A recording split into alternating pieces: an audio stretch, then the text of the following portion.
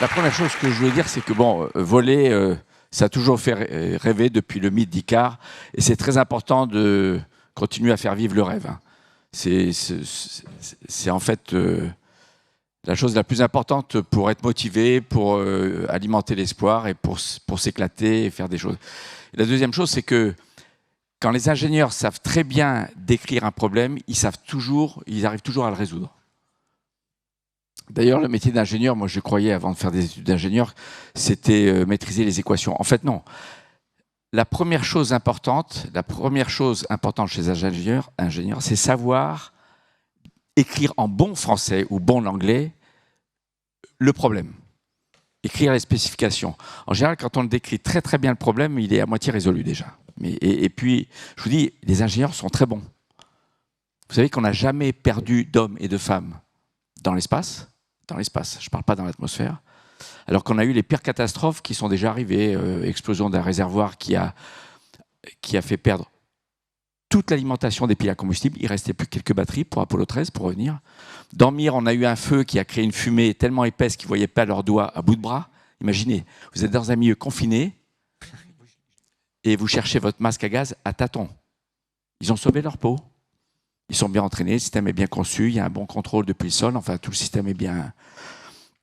Et d'ailleurs, les 4 équipages qu'on a perdus dans l'histoire de l'astronautique, donc 2 côtés soviétiques, Soyouz 1, Komarov en 67, et Soyouz 11, ils étaient 3 en 1971, et puis les 2 américains en navette, Challenger en 86 et Columbia en 2003, à chaque fois, c'était pas juste le coup de pas de bol, où ils sont tombés sur le pourcent où statistiquement ça peut se passer mal. À chaque fois, c'est un excès de complaisance du top management qui a confondu le pouvoir de décider et le pouvoir de savoir. Par exemple, Challenger, vous pouvez regarder sur Netflix, il y a un documentaire qui est très bien fait et qui reflète la réalité telle qu'on me l'a enseigné. Moi, j'ai fait mes 3 vols spatiaux entre l'accident de Challenger et Columbia. Et malheureusement, la leçon n'avait pas été totalement prise puisqu'on a fait la même erreur sur Columbia. À chaque fois, ce qui s'est passé, c'est une violation des spécifications écrites pour de bonnes raisons par la NASA, par les ingénieurs, qu'on a violé en espérant que ça se passe bien. Et il faisait moins 7 degrés en Floride. Et la navette est qualifiée, testée, conçue pour 0 degré et au-dessus. C'est dans les contrats que la NASA a passé avec Rockwell, avec Sircol à l'époque pour les propulseurs à poudre. Et là, il faisait moins 7. Et l'ingénieur en charge de donner le go pour le vol, ce jour-là, il dit moins 7, on est hors du domaine de qualification. Déjà, juste ça. Et il dit, en plus, on sait que quand on se rapproche du froid, les joints deviennent cassants et il y a des vols déjà à quelques degrés au-dessus de 0 où le joint extérieur entre segments à poudre s'est cassé et on a sauvé la mise grâce au joint qui fait doublure un peu plus à l'intérieur mais qui commençait à brûler parce qu'il y avait des traces de suie. Donc à moins 7, c'est sûr que ça va casser. Et la NASA, allez, dites-nous que c'est bon, ça va aller. Il y a une institutrice à bord, il y a des millions de personnes qui nous regardent. Et en fait, ils ont convaincu le chef de l'expert à signer OK. Et ce qui s'est passé, c'est exactement ce qu'il avait décrit. Et Columbia, c'est pareil. Comme la navette transporte, c'est le seul système spatial d'ailleurs qui transporte les humains et la cargaison de plus d'une vingtaine de tonnes dans le même vaisseau, on ne peut pas la mettre en haut de la fusée. C'est trop lourd. Il faut la flanquer sur le côté pour qu'elle puisse contribuer avec ses moteurs à la pousser. Donc si elle subit, si ce à quoi elle est attachée, les propulseurs à poudre ou le réservoir extérieur, subit une anomalie, parce qu'on viole les specs qu'on s'est donnés au départ, c'est un peu idiot quand même, c'est dramatique en fait quand on y réfléchit, eh bien elle peut le subir de plein fouet. Donc comme elle est attachée au réservoir qui comprend tout l'oxygène, l'hydrogène liquide à moins de 100 degrés qui alimente les moteurs de l'avion spatial, la spec, c'était « concevez-moi une mousse qui isole bien les moins 200 degrés ou moins 220 degrés à l'intérieur avec l'air humide à l'extérieur de la Floride et qui colle bien, qui ne se détache pas, parce que si ça se détache, ça peut tomber sur le vaisseau qui est attaché en dessous. » Oui, parce que quand vous mettez moins de 120 degrés dans un réservoir où il n'y a que quelques millimètres d'épaisseur, en quelques heures, vous avez 20 à 30 cm de givre. L'humidité qui gèle parce que c'est froid.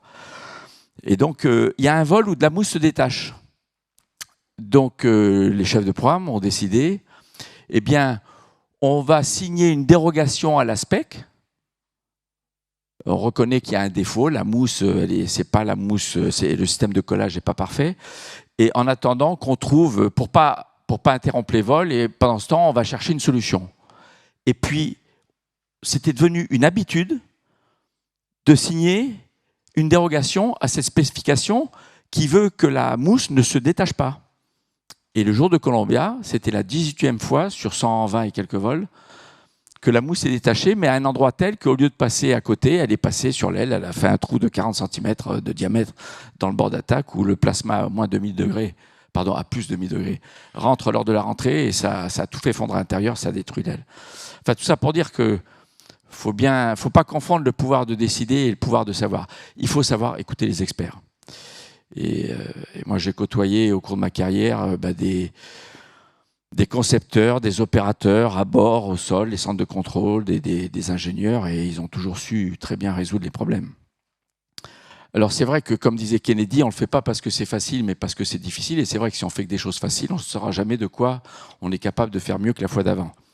Et je vous donne un exemple européen qui est remarquable, c'est le programme Rosetta, lancé il y a une trentaine d'années ou un peu plus, et qui s'est conclu il y a 8 ans. Donc il s'agissait d'aller mettre en orbite autour du noyau d'une comète, Churyumov-Gerasimenko, qu'on appelle Chury, à plus de 500 millions de kilomètres de la Terre, un satellite. Et la gravité est tellement faible que pour mettre en orbite, c'est très difficile. Mais en plus, les laboratoires se sont mis d'accord, même indépendamment des agences spatiales, laboratoires scientifiques européens. On va concevoir un atterrisseur qui va se poser avec une précision de l'ordre du mètre. Tout ça à 500 millions de kilomètres de la Terre. Les Américains nous ont dit, ils étaient partenaires du programme Rosetta, partenaires de l'Agence spatiale européenne. Vous êtes trop ambitieux, vous n'y arriverez pas, on se retire. Et les Européens se sont dit, bon, retirez-vous, nous, on veut le faire, on va le faire. Et on l'a fait et on a réussi. Et le truc s'est posé avec une précision de 1 mètre. Bon, après, il a rebondi, mais ça, c'est une autre histoire. On a eu le temps quand même de faire des analyses et il s'est coincé dans une faille du noyau. Mais on a d'ailleurs le record de l'objet posé le plus loin dans le système solaire. On a posé la sonde Titan en 2005, lancée une dizaine d'années auparavant, avec une précision inférieure au kilomètre. Bon, un kilomètre, c'est quand même assez large, mais tout ça à plus de 1,4 milliard de kilomètres de la Terre. Tout ça pour dire si on fait que des choses faciles ou des choses qu'on a déjà faites, on ne saura jamais de quoi on est capable de faire mieux qu'avant. Et on peut toujours faire mieux. C'est pareil en sport, mais c'est pareil en aéronautique et dans le spatial. Par exemple, dans le programme ATV, dont j'étais le senior advisor astronaute, on avait une marge pour s'accoster du côté du segment russe. On avait une marge de plus ou moins 20 cm. C'est la SPEC, il faut arriver avec plus ou moins 20 cm d'erreur latérale à l'approche. En Europe, on s'est mis la barre très haute, on s'est dit on va chercher une précision de l'ordre du centimètre. Et vous savez, le cône d'accostage côté russe, le système papa-maman, comme on dit, il y a un cône mâle, un cône femelle, et au fond du cône femelle, il y a un cylindre qui fait quelques centimètres de diamètre, et qui fait que la tige, quand elle tape sur le cône, elle glisse par inertie, et après elle s'enfonce dans le cône, le trou cylindrique, et au fond, elle presse 2 petits capteurs. Si on les touche, ça veut dire qu'on a franchi l'étape où par mécanique, par ergot à ressort, on est capturé. On ne peut plus partir. Et plusieurs fois sur les 5, je crois que c'est 3 fois sur les 5 accostages, on a eu la capture avant d'avoir contact. Parce que sur les côtés, vous voyez, il y a le cône mâle, il y a une tige et au bout, il y a comme un champignon avec des petits pétales sur le côté. Et quand on touche le cône, ce sont les pétales qui s'enfoncent en premier et qui disent qu'il y a contact. Donc on s'attend que par inertie, dans les secondes, 5-10 secondes qui suivent, la tête va être guidée vers le fond du cône et va aller toucher les deux. Et plusieurs fois, on a eu capture sans contact. C'est-à-dire, on est arrivé, et les Russes, la première fois qu'on a réussi, nous ont dit « vous avez eu du bol ». Et puis on l'a fait plusieurs fois encore. Et on est arrivé. Et la TV, c'est quand même 20 tonnes, c'est un semi-remorque. Donc faut y aller. Mais autre chose peut-être que je peux vous dire sur le travail en équipe. Alors il y a 2 facteurs. Il y a d'abord pourquoi on sélectionne des gens qui n'ont rien à voir avec parfois le milieu spatial. Depuis l'ère navette, on sélectionne, dans le corps des astronautes internationaux, vous avez des océanographes, géologues, vulcanologues, chimistes, biologistes, vétérinaires, astrophysiciens, physiciens nucléaires, chirurgiens cardiaques, des gens qui, dans leur métier, n'ont rien de mieux à voir avec l'espace. Alors pourquoi on sélectionne ces gens-là? Ça n'est pas pour leur demander d'exercer leur spécialité une fois astronaute. Une fois qu'on est astronaute professionnel, on est tous formés au même job. Apprendre comment fonctionnent nos machines et comment les utiliser. Ça ne veut pas dire la même chose, c'est pas la même chose. Hein. Vous pouvez savoir comment fonctionne une voiture ou comment fonctionne un avion, sans savoir piloter, conduire. Vous pouvez savoir piloter ou conduire une voiture sans savoir comment ça marche derrière. Mais notre métier consiste à apprendre les deux. Pour résumer le métier d'astronaute, parce que des gens se font beaucoup d'idées. D'ailleurs, quand les enfants disent « je rêve d'être astronaute », en fait, ce qu'ils veulent dire, ils rêvent d'aller dans l'espace. Mais le boulot d'astronaute, ils ne savent pas ce que c'est d'ailleurs. Quand on leur dit que les astronautes font de la recherche scientifique dans l'ISS, ils pensent que c'est les astronautes qui font la recherche, alors que c'est un raccourci de langage. Les astronautes sont opérateurs de machines complexes en environnement extrême, hostile, confiné, isolé. J'ai résumé en une phrase en quoi consiste le métier. Et en plus, ils ont un rôle d'ambassadeur et de communicant, mais ça depuis toujours, à 2-3 jours par mois en moyenne. C'est écrit dans le contrat d'ailleurs. Alors les machines complexes, c'est le vaisseau, c'est le scaphandre, c'est le bras robotique. Dans le cas d'ISS, à 70% de leur temps, c'est du matériel scientifique, parfois très complexe, des séquenceurs d'ADN, etc. Mais l'astronaute, c'est juste l'opérateur, c'est celui qui fait fonctionner. Donc, la raison pour laquelle on diversifie, c'est qu'on imite la nature. Si dans un équipage, vous n'avez que des pilotes de chasse, qui est quand même le métier qui se rapproche le plus de celui d'astronaute, eh bien, s'il y a un problème, ils raisonnent tous de la même façon. Mais si dans un équipage, vous avez des gens qui connaissent tous aussi bien le vaisseau, ils ont appris, après ils sont allés en simulateur, ils ont appris à piloter, à gérer des pannes. Mais si vous avez dans l'équipage un pilote, un plongeur professionnel, un nageur de combat, un ingénieur en informatique, un astrophysicien. Comme ils n'ont pas la même expérience professionnelle, les mêmes intérêts au départ dans leurs études, ils n'ont pas le même passé académique, en fait, ils enrichissent la capacité de l'équipe à trouver des solutions innovantes à des nouveaux problèmes. C'est pour ça que c'est toujours important, le jour où, pour les jeunes, quand vous serez dirigeant, que vous aurez besoin d'embaucher votre bras droit ou des directeurs, il faut résister à la tentation d'embaucher des gens qui ont le même parcours que vous. Moi, j'ai commencé à travailler au CNES, alors il y a peut-être des gens au CNES ici, mais quand je suis arrivé au CNES, c'était une mafia de polytechniciens. Je dis ça gentiment, hein, parce que c'était des bons quand même. Hein. Mais le directeur général, la plupart des directeurs, sous-directeurs, des polytechniciens. Parce que quand vous avez besoin d'embaucher quelqu'un à qui vous allez donner de grandes responsabilités, si c'est quelqu'un qui a fait le même parcours que vous, c'est confortable. D'ailleurs, ici, il y a probablement des dirigeants, là, des patrons qui ont travaillé dans l'industrie spatiale ou aéronautique. Et vous savez par où il est passé, il ou elle d'ailleurs. Hein. Mais il faut diversifier les équipes. C'est en mélangeant des personnes qui peuvent ne rien avoir au départ ensemble, mais qui ont la même passion, que vous arriverez, que vous maximiserez les chances de trouver des solutions innovantes. Et c'est juste la passion qui est importante d'être là. Comme disait Saint-Exupéry, si tu veux construire un bateau, fais naître dans le cœur de tes hommes et de tes femmes le désir de la mer. Il ne dit pas, ne rassemble pas tes hommes et tes femmes pour leur dire chaque détail, prends tel outil, fais comme ci, comme ça. En gros, pratique pas le micromanagement. Fais naître dans le cœur de tes hommes le désir de la mer. Alors c'est vrai que, en général, dans le maritime, dans notre domaine, l'aéronautique et le spatial, on est des passionnés. Mais si on est passionné, on fera tout ce qu'il faut. On bossera plus, on restera le week-end. Ça fait penser d'ailleurs à une affiche à l'entrée de SpaceX en Californie. Si tu viens pas samedi, reviens pas lundi. mais bon, les gens sont passionnés. Bon, parfois, ils bossent trop dur, donc ils vont faire autre chose. Mais ce qu'il faut, c'est le rôle du leader, c'est inculquer la passion. Et l'esprit d'équipe, pour moi, dans mon vécu, c'est deux facteurs fondamentaux. Le premier, c'est le but. Posez-vous la question, pourquoi je fais ce que je fais? Comme dans mon 3e vol spatial, votre mission, réparer le télescope spatial Hubble, qui était totalement mort. Ce n'est pas l'histoire de l'optique qui ne marchait pas, il était mort. Il était en mode survie, grossièrement pointé vers le Soleil, en tournant sur lui-même. Et d'ailleurs, la veille du décollage, le patron de la NASA, Dan Goldin, vient nous voir en nous disant « Écoutez, on vient de cracher une sonde sur Mars. » Vous savez, à une époque, les scientifiques américains et les ingénieurs se sont mélangés les pédales entre les milles nautiques et les status miles. C'est dingue. Hein. Il y en a qui voyaient les nombres en unités nautical miles et les autres en status miles. Et dans les calculs, ça n'a pas marché, évidemment. Donc je compte sur vous pour redorer le blason de la NASA. Réparez-moi ce télescope qui était mort. Et vous, Billy Bob, c'est mon surnom d'astronaute NASA. N'oubliez pas que vous aurez 6 milliards de dollars entre les mains quand vous serez chargé de capturer le télescope. Enfin, on était entraînés, hein, donc on était serein. Mais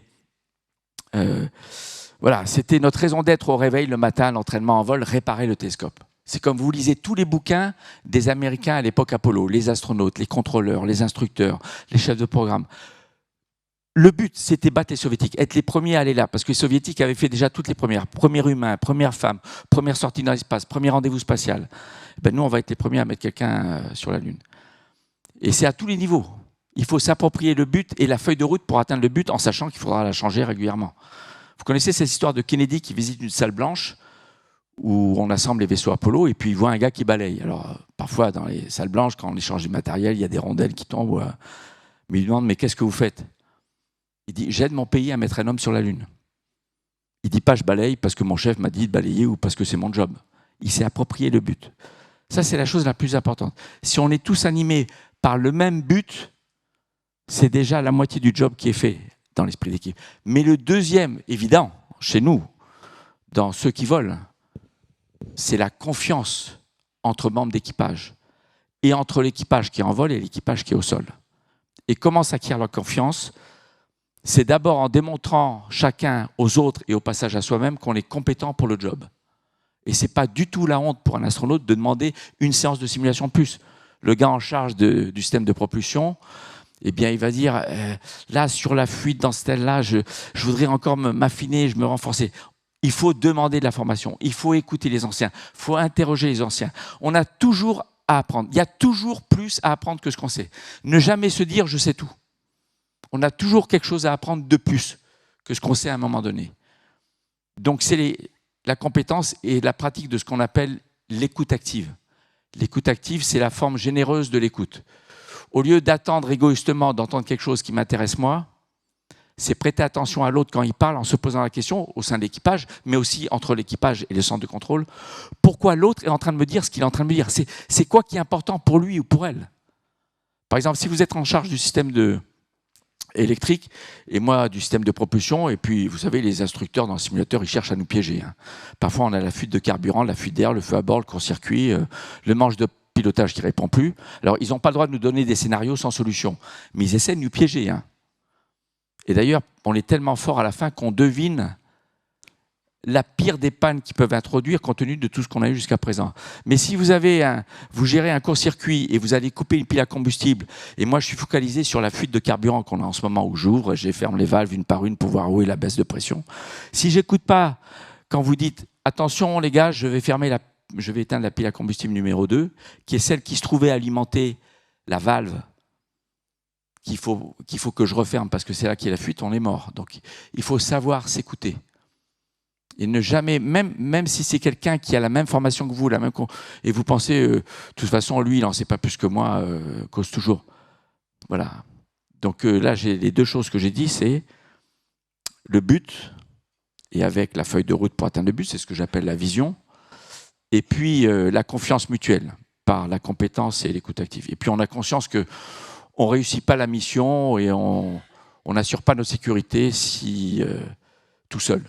Donc on est dépendants les uns des autres pour l'assurance de notre sécurité et du succès de la mission. Et d'ailleurs, pendant qu'on s'entraîne, il y a parfois des instructeurs qui viennent nous voir dans le simulateur, en observateur, pour voir comment on fonctionne. Et dans notre cursus d'entraînement, on a des séances où la leçon, pendant 2 heures, consiste à aller dans le centre de contrôle. On dit rien, on observe comment le centre de contrôle fonctionne en train de contrôler à distance une mission de navette spatiale en orbite. Qui n'est pas la nôtre, puisqu'on est là. Donc, ça, c'est important. Puis la troisième chose que je voulais vous dire, c'est la loi la plus fondamentale dans l'univers, à tous les niveaux, c'est le changement. Vous savez, notre plan de vol, il est en version préliminaire au début de l'entraînement. Pendant l'entraînement, on l'a fini, il est en version intermédiaire. Le jour du décollage, il est en version finale très très précise. Qui fait quoi, quand, où, comment, dans quel ordre, avec quelle checklist. Il est très précis. Et dès le premier jour, on change des choses dans le plan de vol. Pourquoi ? Parce que personne ne peut prédire l'avenir exactement. D'ailleurs, ce ne serait pas drôle. Il y a encore Saint-Exupéry qui disait l'avenir, il ne s'agit pas de le prédire, il s'agit de le rendre possible. Et d'ailleurs, imaginez qu'on sache précisément à la seconde près, qu'on sache prédire l'avenir avec une très grande précision. Ce ne serait pas drôle d'ailleurs. Hein. Mais ben nous, alors qu'on a travaillé à l'entraînement, à la mise au point d'un plan de vol, dès le premier jour, et tous les jours, on change des choses dans le plan de vol. Et c'est la norme. Le changement, c'est la loi la plus fondamentale dans l'univers, à tous les niveaux. Tout est cyclique, tout change. Il ne faut jamais se dire, vous savez, quand tout va bien, quand le boulot va bien, la santé va bien, les copains vont bien, l'Aéroclub de France va bien, on aime bien se convaincre pour vous que tout reste comme ça parce que c'est confortable. C'est vrai que c'est confortable d'espérer et de se convaincre que tout va rester. C'est impossible. C'est impossible. C'est inscrit dans le deuxième principe de la thermodynamique. Tout est en évolution constante. L'évolution, c'est la seule façon de survivre dans tous les domaines. Le vivant est pérenne depuis 3,8 milliards d'années sur Terre grâce à l'évolution qui existe grâce aux bugs génétiques quand il y a les reproductions qui permettent de créer des générations d'animaux, de plantes, et puis maintenant nous qui sommes plus adaptés qu'à certaines époques d'autres environnements, etc. Tout est en évolution permanente. Il faut toujours être prêt au fait que les choses vont changer, même si on ne sait pas exactement comment. Parfois c'est brutal, le Covid, boum, parfois des guerres, parfois c'est en évolution. Donc il faut toujours se dire, bon, voilà, je veux faire ça, on a tel plan, on a tel business plan, on va faire comme ça. Mais si jamais parfois il y a des choses qui changent dans l'environnement qu'on n'avait pas prédit, de venir aussitôt, c'est normal. Il ne faut jamais considérer qu'on s'est trompé. C'est normal de changer les choses, c'est normal de s'adapter avec l'environnement changeant. Regardez, je vous ai parlé d'une mission spatiale, mais même chez les astronautes, au cours d'une carrière, vous êtes John Young, on vous sélectionne à 35 ans pour aller vers la Lune. Vous apprenez le vaisseau Apollo. Donc vous avez vu le cockpit du vaisseau Apollo. Et puis un jour, à 50 ans, on te dit t'oublies tout, maintenant c'est la navette spatiale. Alors John Young, c'est lui qui a conçu le cockpit aussi, donc prenons quelqu'un d'autre. Il faut retourner à l'école. Et puis un jour, on fait suffisamment confiance aux ordinateurs et aux logiciels, eh bien vous avez des capsules entièrement automatiques, autonomes, qui gèrent leur propre panne, à la limite surveillées et contrôlées depuis le sol, sans qu'on n'ait plus besoin de pilote à bord. Alors ça n'arrivera pas avant très longtemps pour les avions, pour des tas de raisons, mais dans l'espace, on a eu il y a un an, la mission Inspiration 4, 4 touristes. Alors on a mis quand même dans le siège commandant de bord, mais sans qu'il ait l'entraînement d'un astro professionnel, on a mis un businessman qui, à titre privé, perso, et adore l'aviation et pilote des jets. Donc il comprenait un peu la mentalité, mais il n'avait pas la connaissance, l'expertise, par exemple, des pilotes d'essai qui ont testé cette capsule avant.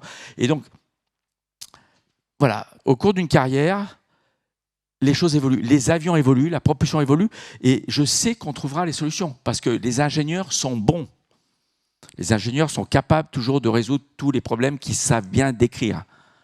Et donc, vous y arriverez. Et puis, on ira un jour toujours plus loin. Et comme disait Spock, live long and prosper l'aviation et l'aéronautique.